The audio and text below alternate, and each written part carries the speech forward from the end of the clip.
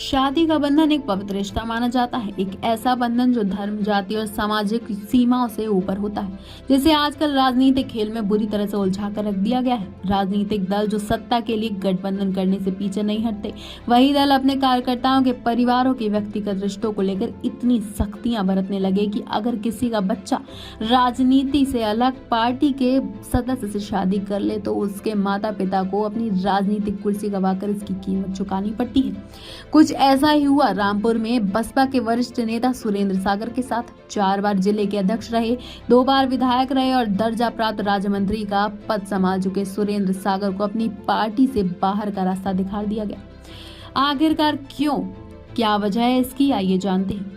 यह सब कुछ उनके बेटे अंकुर सागर की शादी समाजवादी पार्टी के विधायक त्रिभुवन दत्त की बेटी कुसुम दत्त से शादी के कारण हुआ।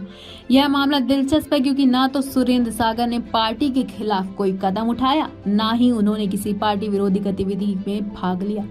फिर भी मायावती के आदेश पर उनका निष्कासन कर दिया गया। पार्टी के कोऑर्डिनेटरों ने यह मामला बहन जी तक पहुंचाया और तुरंत ही यह फरमान आया कि सुरेंद्र सागर को पार्टी से बाहर कर दिया जाए क्योंकि उनके बेटे की शादी समाजवादी पार्टी के नेता की बेटी से हो गई थी। सुरेंद्र सागर ने इस पर प्रतिक्रिया देते हुए कहा, हम तो बहुजन समाज की विचारधारा को मानने वाले लोग हैं, समाज के लिए हमेशा संघर्ष करते रहेंगे, लेकिन इस निर्णय से पार्टी को ही नुकसान हो रहा है और यह समाजवादी और बहुजन समाज के बीच दरार पैदा कर रहा है।